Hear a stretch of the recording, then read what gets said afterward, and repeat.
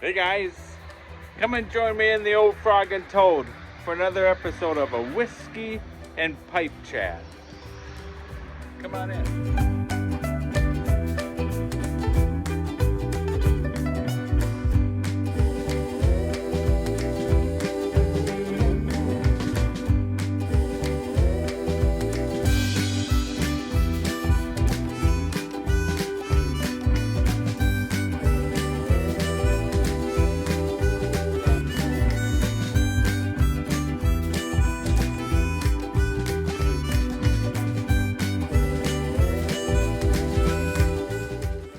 Hey guys, Mike here from Old Man Things, and welcome to the Old Frog and Toad.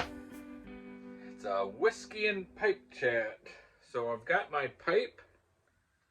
I'm smoking an old 1930s Comoy's Canadian, and I'm smoking in it some Sherman's March. So let me light my pipe.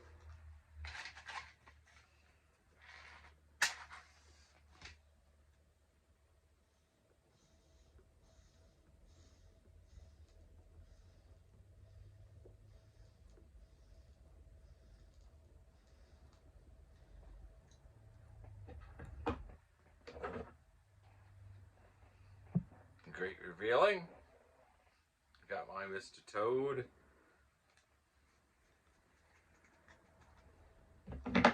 Camper.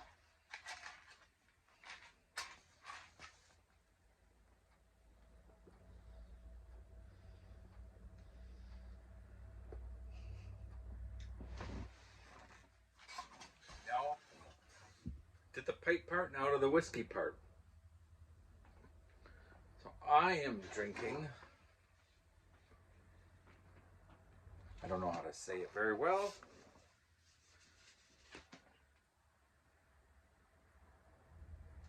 Bunnahabhain, is that how you say it? Bunnahabhain?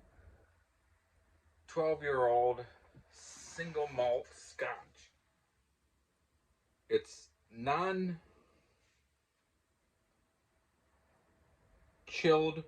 filtered, natural colors, no caramel colors. And it's a nice scotch, and it's been sitting out here for over 12 minutes resting. So the average tasting glass or nosing glass is the Glencairn, and that's what this is, and that's what you see all the time. If you go to tasting stuff, you see this glass. And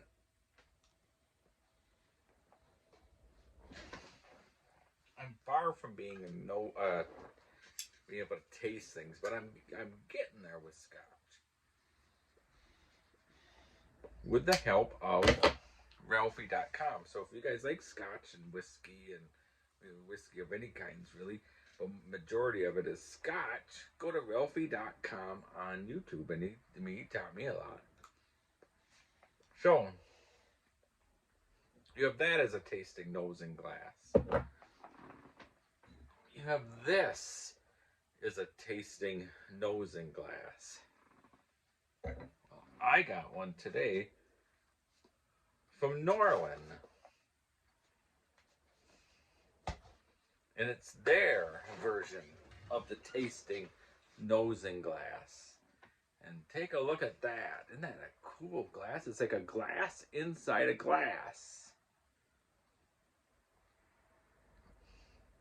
So your hand can't ever possibly warm the whiskey inside, because you've got all that air in between this glass and the inside glass.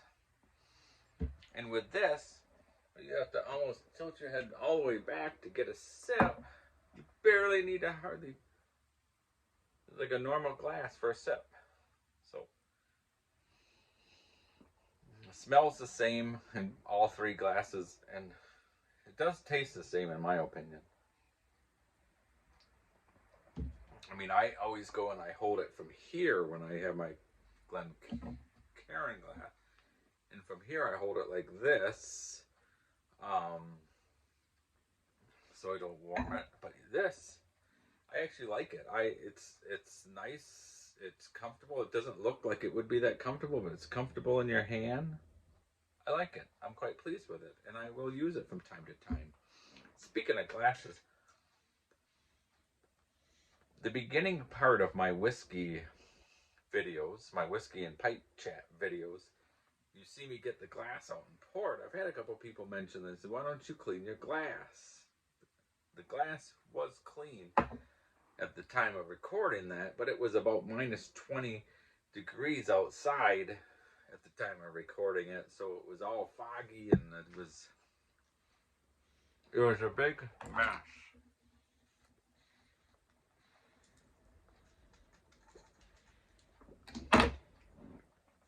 So cheers, everyone.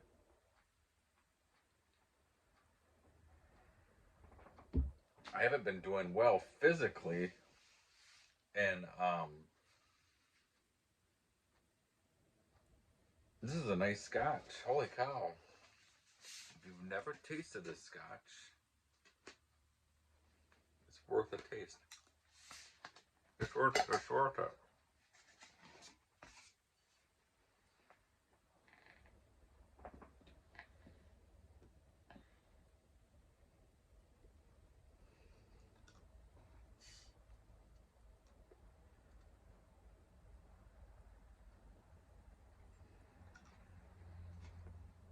It's 46.3%, so I did put a half teaspoon of water in there.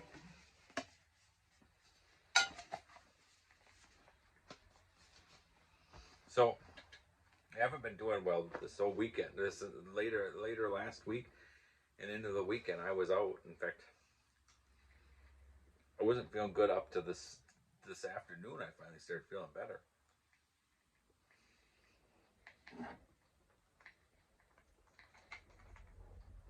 So I want to comment on my live on Wednesday night. It went really well. I was quite pleased. It was a lot of fun. I was honored and humbled by all the people that were there. I had people from all over America, including Alaska. I had people from South Africa, people from England, people from Switzerland.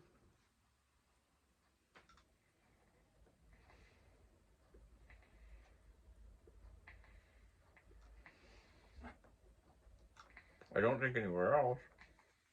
If you were from somewhere other than those countries watching, let me know where you were from and that I missed you. I do apologize. I'm going to be doing another one this Wednesday at 7 p.m. Central Time, U.S. Central.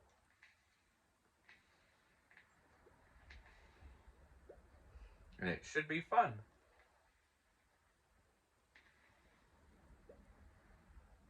So, just a quick pipe chat. Still not mentally all there.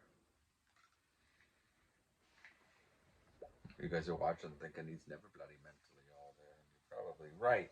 Also, with that glass, it came with this nice, very heavy-duty polishing cloth.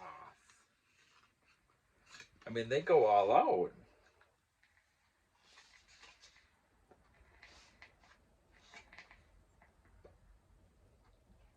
A polishing cloth for the preparation of your drinking vessel. So it's not a glass, it's a vessel. Used to remove unsightly fingerprints or surface blemishes. I suppose if you're pouring it for someone, you might give it a nice polish so it doesn't have your fingerprints on it, so they can be appalled. Oh, I'm appalled. It's got these nutty fingerprints all over that glass. But I do like it. I think it's great. Is it better than the Glencairn? I don't know. It depends if you hold it like this. Probably. If you hold it the way I hold it, maybe not. Is it better than this one? I do like this one sometimes. I feel very fancy when I get my pinky up and I smell it. So when I use that one, I do feel a bit fancy. And this one, it's It's probably the most comfortable holding one, so I probably will use it more. This one I've dropped half a dozen times.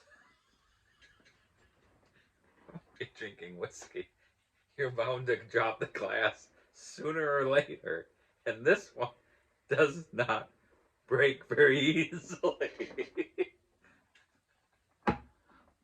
This one probably would break very easily, and this one seems very thin. I would assume this one would break easily as well. I don't know, but I do know this one does not break very easily.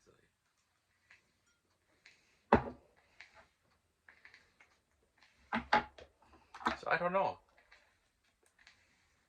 I'm quite pleased with it though. And I would recommend it if you like drinking whiskeys and you like smelling whiskeys and you like sipping whiskeys and tasting them. You're not adding ice and soda or anything like that. I would get that glass. It's worth having. I wanted to say one more thing.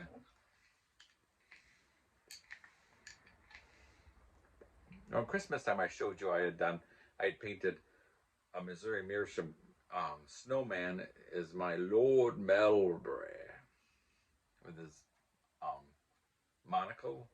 I think that's what they call it. I think it's a monocle. Is that what it's called? I'm still. The MS has struck, and it doesn't let go very well anymore. Anyway, so I got a new one the other day, and I made him into a leprechaun. I call him Murphy. Isn't it neat? So I got Murphy and Lord Melbury. And they both have the acrylic stem. And I will say this, and I know it for a fact, they have one left, and it's in the museum, and they're willing to sell it. You have to call and ask for it, and it does not have the acrylic red stem. It has the normal black stem. So if you missed out, there's one left. At least there was when I last talked to Marilyn at Missouri Meerschaum.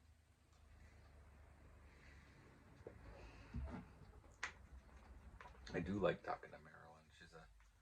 She's the voice of the corncob pipe. She's been gone. I haven't talked to her for the longest time, but she answered the phone the other day.